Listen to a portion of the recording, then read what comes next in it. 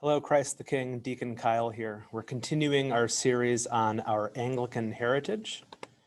This is actually the beginning of a third sub-series in our overall telling of the story of Anglicanism. We've looked at the ancient streams of the Anglican Church. We talked about the Church of England in the Middle Ages. And now in these three videos, we'll talk about the English Reformation. And as always, we want to keep our eye on the prize, in this case, looking for the unique features or characteristics of Anglican Christianity, as well as the application of how our present worship and devotion can be enriched by a better understanding of our Anglican heritage. So today, the break with Rome. So King Henry VIII.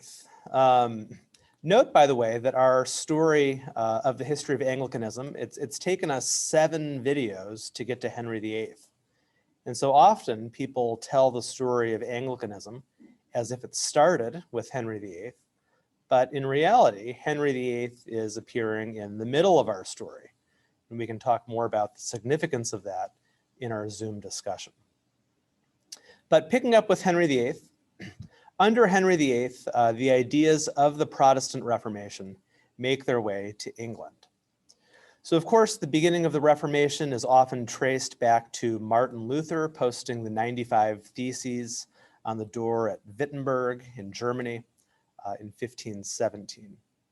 And by the 1520s, Luther's ideas, his attacks on the system of indulgences and on the Pope, his idea of justification by faith, these ideas have made it to England and are being discussed among church leaders like Cranmer, Latimer, and Ridley, names that we'll come back to over the course of these 3 videos, at places like the White Horse Tavern in Cambridge. And these ideas were received very warmly by lots of English Christians. You'll recall those followers of John Wycliffe, the Lollards, who continued to exist into the early 1500s. A lot of these early Reformation ideas lined up very nicely with what John Wycliffe had taught. So Luther's ideas find a warm welcome in many quarters in England, but not with Henry VIII. Henry VIII actually attacks Luther's ideas and is so strong in his defense of the Roman Catholic Church that the Pope gives him the title Defender of the Faith. And this, of course, will be quite ironic as we see where the story goes from here. So as you probably know, Henry VIII's big problem is trying to produce a male heir. He needs to secure the succession of his throne. And his first wife, Catherine of Aragon, has not given him the male heir that he has longed for. Now, his marriage to Catherine of Aragon was suspect from the start. Catherine of Aragon was actually married to Henry's older brother, Arthur. But when Arthur died and Henry became heir to the throne, she was then remarried to Henry. This would normally be a no-no in terms of church marriage laws, marrying your brother's wife. But the Pope, at this point, Julius II, issued a special dispensation saying that it was okay in this circumstance for Henry to marry his brother's wife. This will become the basis then for Henry deciding he doesn't really want to be married to Catherine after all. Because once Catherine hits childbearing age, or she leaves childbearing age, and still has not given Henry the male heir that he wants, Henry then asks the Pope to annul the marriage that in his eyes is illegitimate. Because after all, he was, or she was his brother's wife. And it gets into the question then, does the Pope have the authority to have granted this special dispensation for this marriage in the first place? In any event, Henry is asking that the Pope now annuls this marriage. By the way, even though Catherine of Aragon never gave Henry a son who survived into maturity, they did have one daughter who lived to adulthood, and that is Mary, and we will see her play a prominent role in our next videos. All right, so Henry has made this request of the Pope to annul his marriage to Catherine of Aragon, but the Pope is in a tricky situation. The Pope, at this point, Clement VII, simply can't afford politically to anger the Holy Roman Emperor, at this point Charles V, for political reasons. And the tricky thing here is that Charles V was Catherine of Aragon's nephew. And so allowing Henry to set aside Catherine would have been a disaster for the Pope's relations with the emperor. And so the Pope has to simply stall for time as he tries to think about how he's going to resolve this mess. The Pope is stalling, and Henry is getting more and more desperate. He needs this annulment to happen quickly so he can marry his new love, Anne Boleyn, and hopefully have his male heir. So Henry, as he's waiting and growing more and more frustrated to hear from the Pope, decides to act. So first he fires the Pope's representative in England, that was Cardinal Wolsey. Cardinal Wolsey was also Chancellor of England. So he removes this very powerful man and servant of the Pope from power. And Henry demands that the English clergy be loyal to him in this dispute and not to Wolsey. Parliament at this point threatens to cut off payments to Rome. So at this point, part of the tithe of the English church, if you will, was going to Rome. But Parliament says if the Pope doesn't agree to Henry's demands, they're going to stop sending money back to Rome. So the Pope doesn't want that to happen, obviously. And so he's pretty much strong-armed into agreeing to allow Henry to appoint the Archbishop of Canterbury that Henry wants, and that is Thomas Cranmer. Cranmer, of course, is the author of the Book of Common Prayer. We'll spend pretty much all of the next video talking on Cranmer and his liturgical reforms. So this is where Cranmer is installed with the Pope's consent as Archbishop of Canterbury. So even with all this, though, the Pope is still delaying on making a decision about whether or not to grant this annulment. And so Henry decides to act. He has Parliament name him as supreme head of both church and state.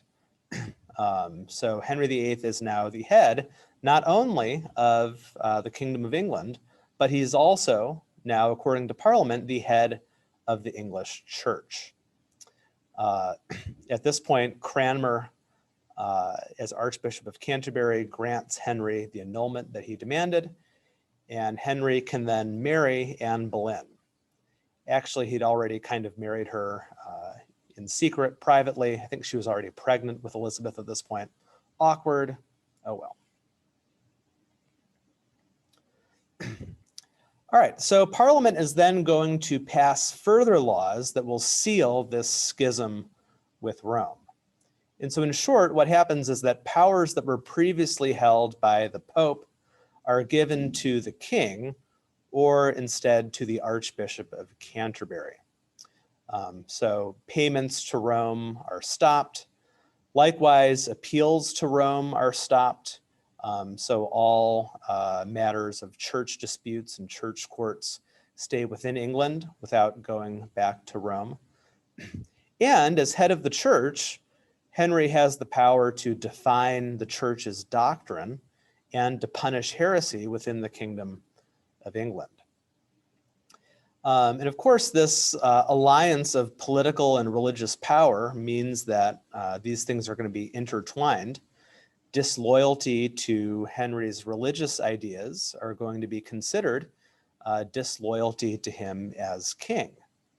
And so Henry deems opposition to any of these religious changes to be acts of political treason.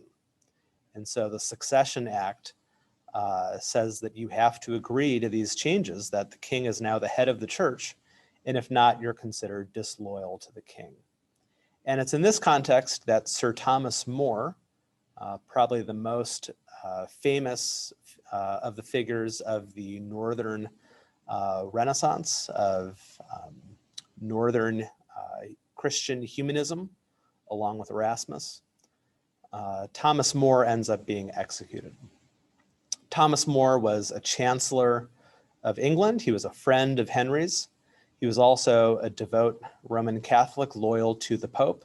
And so his conscience would not allow him to go along with Henry's reforms.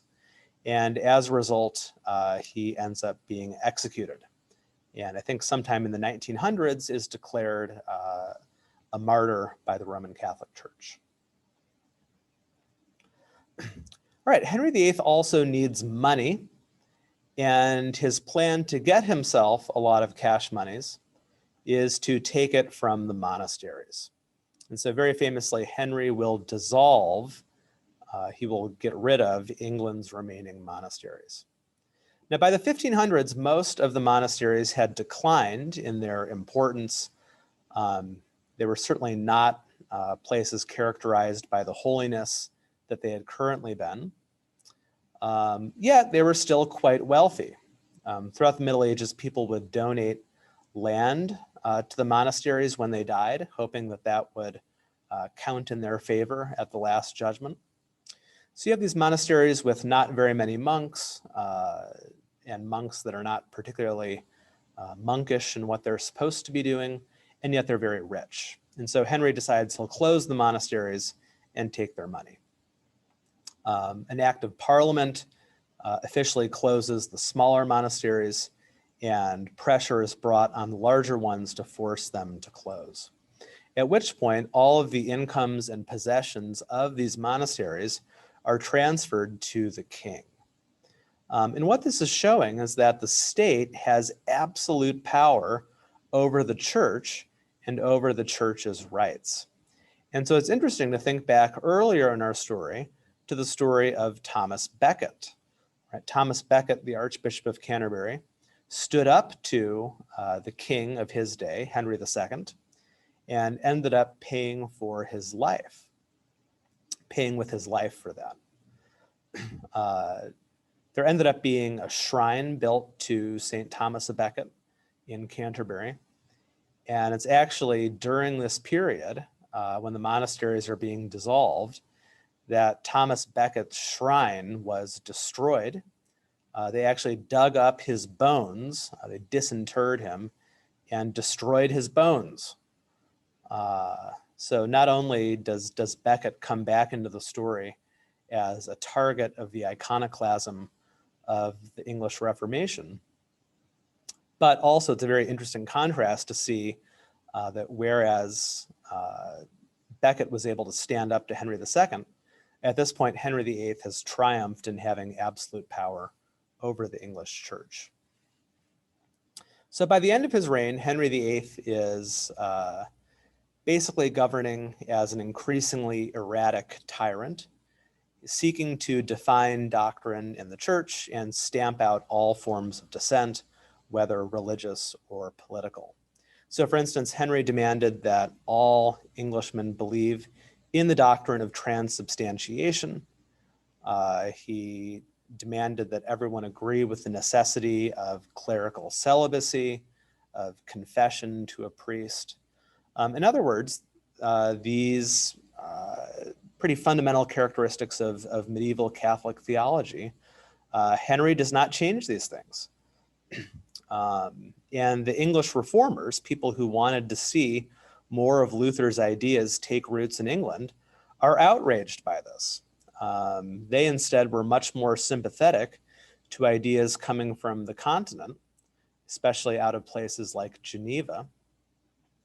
And yet any people who wanted the Church of England to go in a more Protestant direction found themselves silenced or put to death by Henry VIII. And so in sum, the way that we can think about what Henry VIII has done is that the king had replaced the Pope as head of the church, and yet the church otherwise basically stays the same. that the doctrines of the church are pretty similar to they were before Henry broke relations with Rome. It's just Henry is filling in as head of the church in lieu of the Pope, but really nothing else has changed. Now, in the background, Thomas Cranmer is beginning his work at some liturgical reforms. And as we'll see, once Henry VIII dies and a new monarch comes to the throne, Cranmer will be well positioned to begin the reforms that will give us what we know as Anglicanism today. So for our Zoom discussion, a couple of questions to think about. Number one, can we think of other biblical or historical examples where God worked his good purposes through wicked men? Henry VIII, clearly a pretty wicked figure. So how do we make sense of that? How should we view individuals such as Henry VIII? And then second, what about this claim that Henry VIII is the founder of Anglicanism? So sometimes people will say, well, I have a hard time being an Anglican because isn't that the church that was founded by Henry VIII who wanted a divorce? So historically speaking, is that an accurate interpretation? Why or why not? So I look forward to that discussion, and next time we'll look at Thomas Cranmer.